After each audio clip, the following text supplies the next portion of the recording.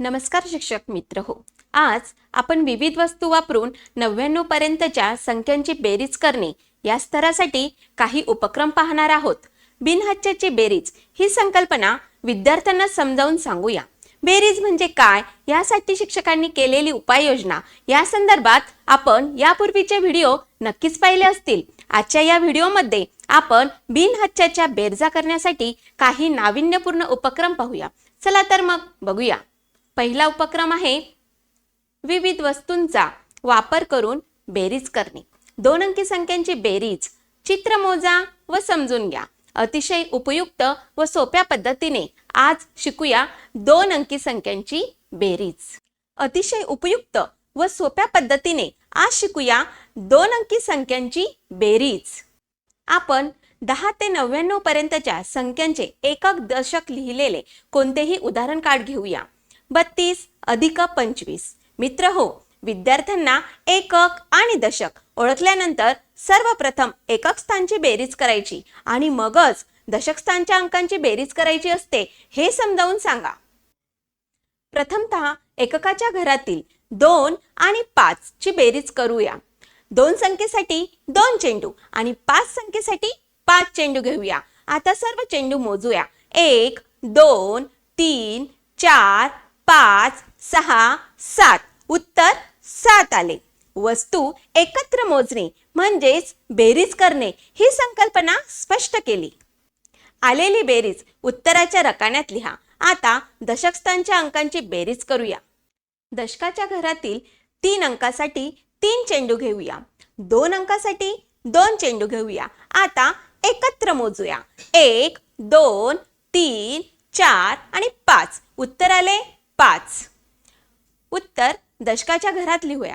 अशा प्रकारे आपण 2 अंकी संख्यांची बेरीज समजावून घेतली. शिक्षक मित्र हो, आपण प्रत्येक उदाहरण सोडवताना जेव्हा ही कृती विद्यार्थ्यांकडून प्रत्यक्ष काही गटाकडून करून घेतो तेव्हा मुलांना दशक आणि एकक स्थानच्या अंकांची बेरीज वस्तू मोजून कशी करतात ह्या संकल्पना लक्षात यायला लागतील.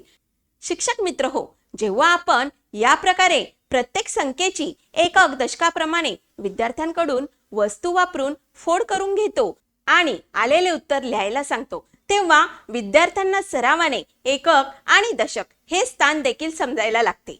त्याचबरोबर 2 अंकी संख्यांची बेरीज म्हणजे काय ही संकल्पना दृढ होण्यास मदत होते.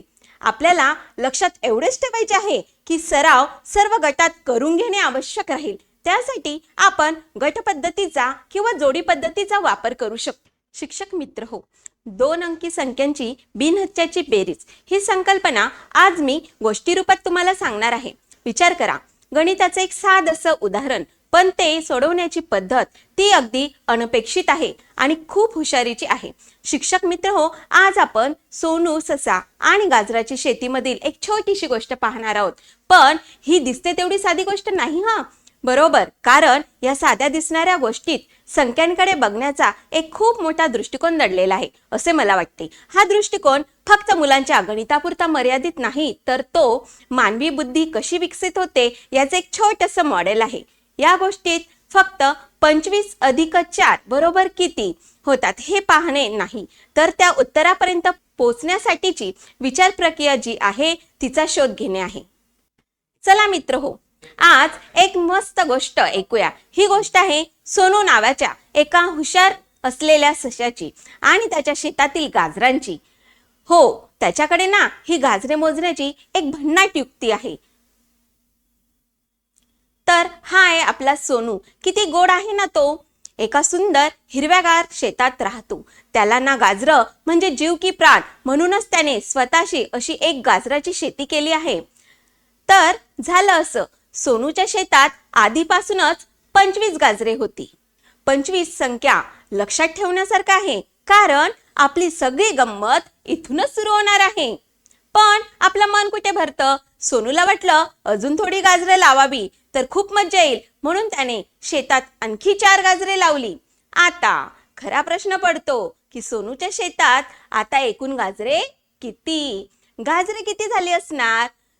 तू आता हे कसं मोजणार? सगळे गाजरे परत उपटून 1 2 3 4 असं मोजणार का? तर नाही.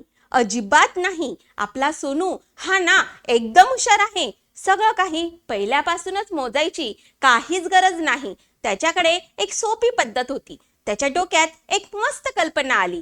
तो स्वतःशीच म्हणाला, माझ्याकडे आधी 25 गाजरे आहेत, हे मला माहीत आहे. मग मी हे परत का मोजू?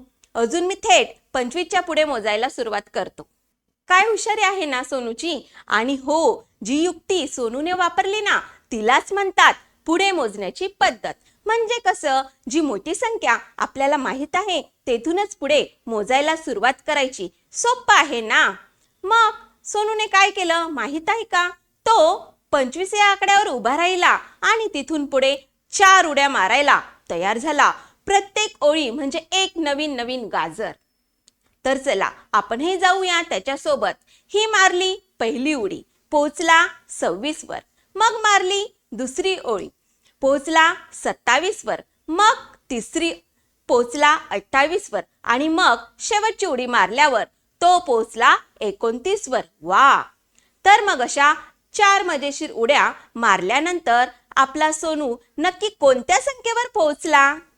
मजेशीर उड्या मारल्यानंतर आपल्याला सोनू नक्की कोणत्या संख्येवर पोहोचला असेल? अगदी बरोबर, 29. हीच आहे त्याच्या गाजराची एकूण संख्या. म्हणजेच 25 मध्ये 4 मिळवले की होतात 29. आणि हे उत्तर बघून सोनू तर इतका खुश झाला, तो आनंदाने ओरडला, म्हणाला, वाव, आता माझ्याकडे 29 गाजरे आहेत. त्याची मेहनत खरंच फळाला आली होती. अशा प्रकारे आपण तंत्रज्ञानाच्या साहाय्याने वेगवेगळ्या उपक्रमांची आखणी करून आपले विद्यार्थी निपुण करू शकतो. धन्यवाद.